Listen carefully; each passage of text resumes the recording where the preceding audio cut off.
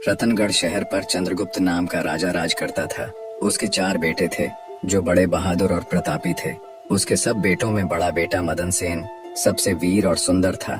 मदन सेन की पत्नी का नाम चंद्रप्रभा था। वह भी बेहद सुंदर थी। वह अपने समान सुंदर किसी दूसरी स्त्री को न समझती थी। चंद्रप्रभा हर काम में होशियार थी। गाना भी उसे खूब आता था। एक दिन की बात है कि मदन सेन के पिता अर्थात राजा ने उसे उसकी किसी खता पर नाराज होकर देश निकाला दे दिया। राजा का हुक्म सुनकर जब चिंतित मदन सेन महल में आया तो मदन सेन को उदास देखकर उसकी पत्नी ने पूछा, आज आप उदास क्यों हैं? मदन सेन बोला, अब तुमसे क्या कहूँ, आज पिताजी ने मुझे 12 वर्ष के लिए देश निकाला दे दिया है, इसीलिए मैं तुमसे विदाई मांगने आया हूँ। यह सुनते ही चंद्रप्रभा गश खाकर गिरी और बेहोश हो गई। उसकी यह हालत देखकर मदन सेन के रहे सहे होशो हवास भी जाते रहे।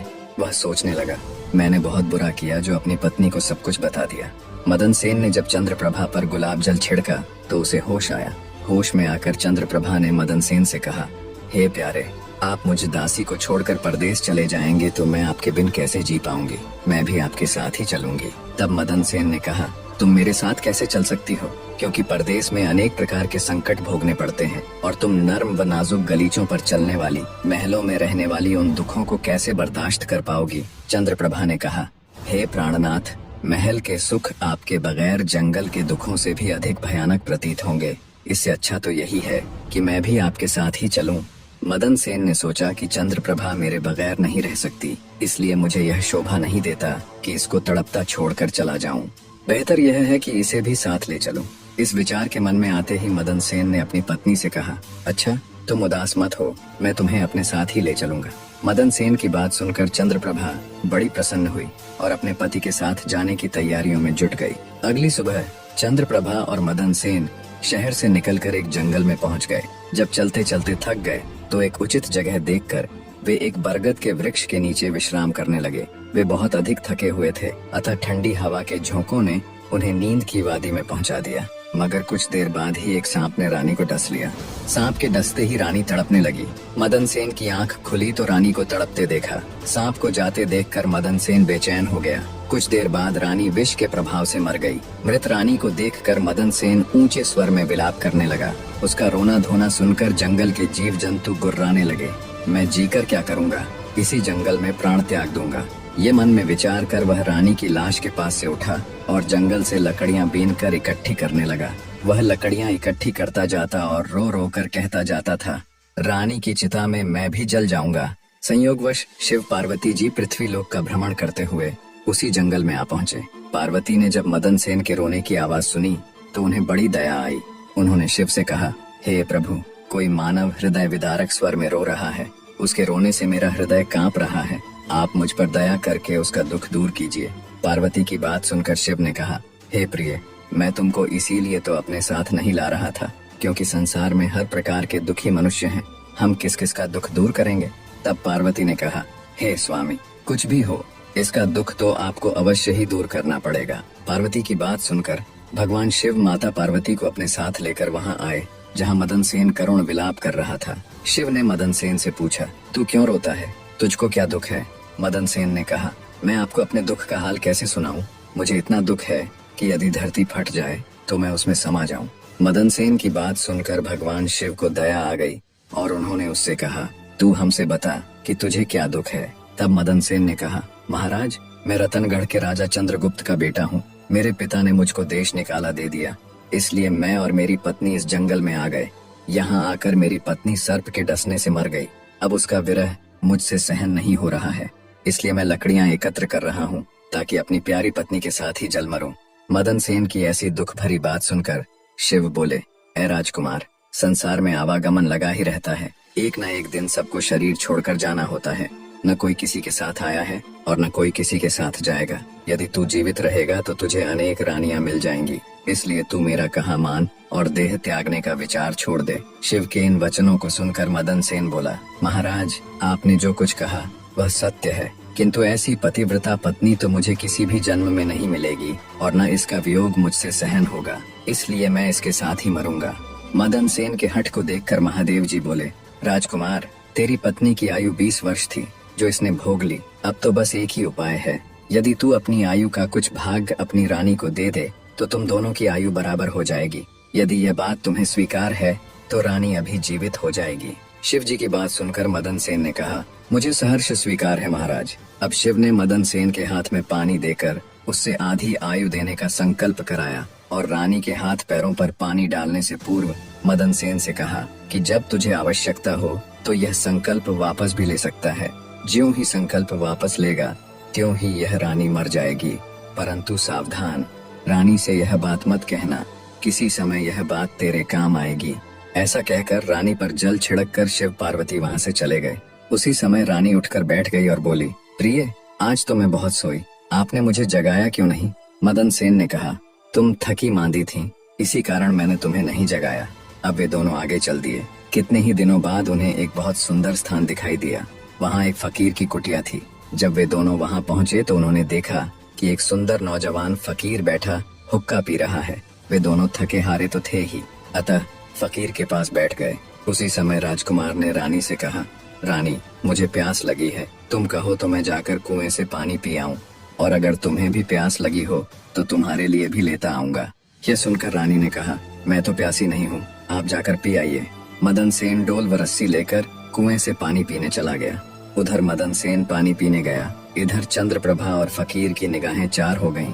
वह फकीर से बोली, फकीर साहब, आप तो यहाँ बड़े ऐश में रहते हैं।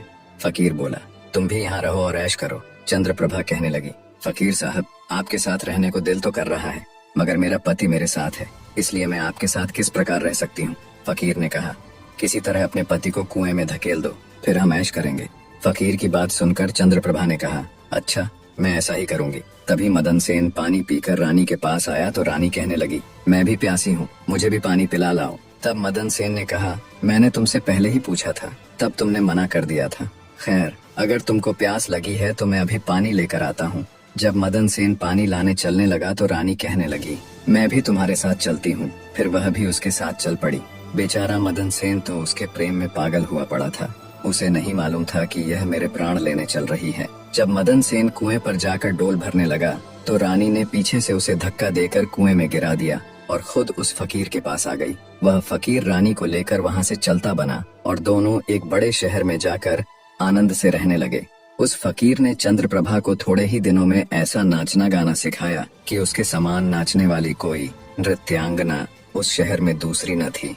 वह सारे नगर में प्रसिद्ध हो गई। इस प्रकार रानी के नाचने गाने के कारण वह फकीर लाखों रुपये का मालिक हो गया। रानी उस फकीर के साथ बड़े ऐश से रहने लगी। जिस समय रानी ने मदन सेन को कुएं में धकेला था, दैव योग से एक जंजीर जो कुएं में लटकी हुई थी उसके हाथ में आ गई। मदन सेन उसको पकड़कर कुएं में लटक गया और ईश्वर को याद करके सोचने लगा कि मैंने रानी को जीवन दान दिया और रानी ने मेरे साथ यह विश्वासघात किया। क्या यही मेरे प्यार की सजा है? उसी दिन बंजारों का एक काफिला उस स्थान पर आकर ठहरा। एक बंजारा बाल्टी और रस्सी लेकर कुएं पर पानी भरने आया। जब उसने बाल्टी कुएं में डाली तो मदन सेन ने बाल्टी को पकड़ लिया। तब उस बंजारे ने पूछा, कुएं में कौन है? मदन सेन ने कहा, भाई, मैं आफत का मारा एक इंसान हूँ, ईश्वर के लिए मुझको बाहर निकाल कर मेरी जान बचाओ। बंजारे को दया आ गई और उसने मदन सेन को कुएं से निकाल लिया और पूछा, हे भाई, तुम कौन हो? इस कुएं में कैसे गिरे? मदन सेन ने शुरू से लेकर आखिर तक सारा वृतांत बंजारे के सामने कह सुनाया। बंजारा उसकी नेकी और रानी की करतूत सुनकर अफसोस करते हुए बोला, त्रिया चरित्र जाने नहीं कोय, खसम मार कर खुद सती होए। यह कहकर बंजारे ने मदन सेन को सीने से लगा लिया और बोला, तुम किसी प्रकार की कोई चिंता न करो, भगवान बड़ा कारसाज है, वह सब भला करेगा। ये अगर चाहो तो तुम हमारे लश्कर में हमारे साथ रह सकते हो। मदन सेन ने उसके साथ रहना स्वीकार कर लिया। संयोगवश बंजारों का वह लश्कर कुछ दिनों के बाद उसी शहर में आया जिसमें रानी चंद्रप्रभा फकीर के साथ रह रही थी। उस शहर को देखकर मदन सेन ने बंजारे से कहा, भाई, मेरी इच्छा कुछ दिन इस शहर में रहने की है, यदि आपकी आज्ञा हो तो कुछ दिन मैं इस शहर में बिता लूं। मदन सेन की बात सुनकर बंजारा बोला, तुम्हारी जैसी मर्जी हो, मुझे कोई आपत्ति नहीं है। मदन सेन बंजारे से विदा लेकर शहर में किसी काम की तलाश में घूमने लगा। कुछ दिनों बाद उसकी मेहनत रंग लाई और उसे एक बड़े व्यापारी के यहाँ नौकरी मिल गई। वह व्यापारी के यहाँ रहने लगा और बड़ी लगन और परिश्रम से अपने कर्तव्य का निर्वाह करने लगा। मदन सेन की कर्तव्य निष्ठा और परिश्रम को देखकर उसे अपने यहाँ मुनीम बना लिया। अब मदन सेन के दिन चैन से गुजरने लगे। एक दिन उस नगर के राजा के यहाँ चंद्रप्रभा के नृत्य का आयोजन हुआ। राजा ने शहर के तमाम बड़े व्यापारियों और सेठ साहूकारों को अपने यहाँ इस नृत्य का अवलोकन करने को आमंत्रित किया। जिस दिन चंद्रप्रभा का नृत्य था, शहर के सब व्यापारी और सेठ साहूकार राजा के यहाँ पहुँचे। मदन सेन ने भी रानी के नृत्य और गायन की बड़ी तारीफ सुन रखी थी। उसने अपने मन में सोचा कि इस नर्तकी का नृत्य अवश्य देखना चाहिए। यही सोचकर मदन सेन भी राजा के यहाँ जा पहुँचा। रानी चंद्रप्रभा साज श्रृंगार करके नृत्य करने के लिए खड़ी हो गई। उस समय वह अप्सरा के समान सुंदर नजर आ रही थी। मदन सेन अपने मालिक के पास बैठा था। रानी ने नृत्य शुरू किया और एक ठुमरी उसने उस महफिल में गाई। चंद्रप्रभा ने ऐसे कई राग बड़े ही सुंदर ढंग से अपनी सुरीली आवाज में गाए। उसे सुनकर महफिल के सब लोग वाह वाह करने लगे। राजा से लेकर प्रजा तक सबने उसे ढेरों इनाम दिए। मदन सेन ने भी अपने हाथ की अंगूठी, जिसमें हीरा जड़ा हुआ था, उतार कर रानी चंद्रप्रभा को भेंट कर दी। रानी चंद्रप्रभा ने अंगूठी को पहचान लिया और मन ही मन कहने लगी, बड़ा गजब हो गया, जो यह कमबख्त अब तक जिंदा है और यहाँ आ पहुँचा है, अब यह मुझे जिंदा नहीं छोड़ेगा। अब तो कुछ ऐसा उपाय करना चाहिए जिससे कि यह मारा जाए। फिर उसने अपने दिल में उपाय सोचा, इससे बेहतर और कोई उपाय नहीं हो सकता कि एक तड़पती कड़कती रागिनी गाऊं और राजा को रिझाऊं। फिर जब राजा खुश हो जाए तो राजा से इसे मरवाने की आज्ञा का वचन ले लूं। यह बात अपने मन में सोचकर रानी चंद्रप्रभा ने लचकती हुई रागिनी गानी शुरू की। रानी की इस बसंत की बहार को सुनकर राजा बहुत खुश हुआ। वह चंद्रप्रभा से बोला, हम तुझसे बहुत प्रसन्न हैं, बोल क्या मांगती है, जो मांगेगी तुझे मिलेगा। चंद्रप्रभा ने कहा, यदि आप मुझ पर प्रसन्न हैं तो पहले वचन दीजिए कि मैं जो मांगूंगी आप मुझे देंगे। चंद्रप्रभा की बात सुनकर राजा ने उसे वचन दे दिया। तब चंद्रप्रभा ने राजा से कहा, आपकी इस सभा में मेरा एक चोर है, इसी समय आप उसे मरवा दीजिए। राजा ने कहा, चोर को मेरे सामने ला। तब रानी ने मदन सेन का हाथ पकड़ा और उसे राजा के सामने ले आई। राजा ने कहा, इसे जल्लादों के हवाले कर दो। ये सुनकर जल्लाद मदन सेन का हाथ पकड़कर उसे मारने के लिए ले जाने लगे। उसी समय मदन सेन का मालिक व्यापारी घबराकर मदन सेन के पास आया और उससे पूछा, तूने इस नर्तकी का क्या चुराया है जिसकी वजह से यह तुझे मरवाना चाहती है। मदन सेन ने अपने मालिक से कहा, मैंने इसका कुछ नहीं चुराया, बस तुम इस राजा को मेरी दो बातें सुन लेने के लिए राजी कर लो तो मेरी जान बच जाएगी।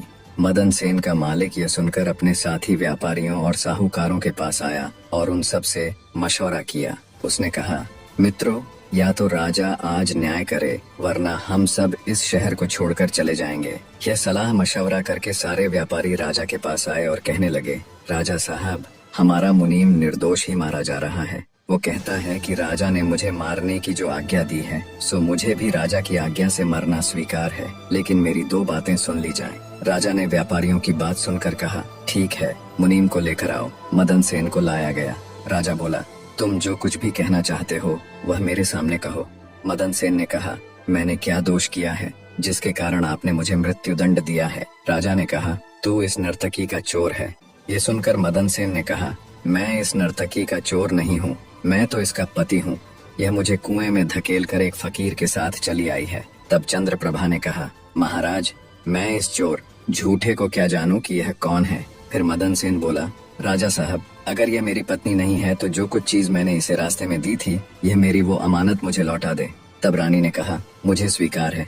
मदन सेन ने कहा, अच्छा, अपने हाथ में पानी ले, मेरा तेरा न्याय इसी सभा में होगा। पानी लेकर कह कि जो वस्तु इसने रास्ते में मुझे दी थी वह मैं आज इसे वापस करती हूँ। तब रानी ने अपने हाथ में पानी लेकर कहा, जो वस्तु इसने मुझे रास्ते में दी थी वह मैं आज इसे वापस करती हूँ। यह कहकर रानी ने जैसे ही अपने हाथ से संकल्प का पानी छोड़ा वैसे ही रानी के प्राण पखेरु उड़ गए। ये देखकर सब लोग आश्चर्यचकित रह गए। राजा ने घबराकर मदन सेन से कहा, यह क्या हुआ, इसके पीछे क्या राज है, पूरी बात बताओ। तब मदन सेन ने अपने बारे में राजा को बताना प्रारंभ किया और अपने पिता द्वारा देश निकाला दिए जाने से लेकर अब तक का सारा हाल सबके सामने कह सुनाया। सारी बातें सुनकर राजा ने मदन सेन को अपने सीने से लगा लिया। मदन सेन की सच्चाई और धर्म प्रायणता ने राजा का दिल जीत लिया।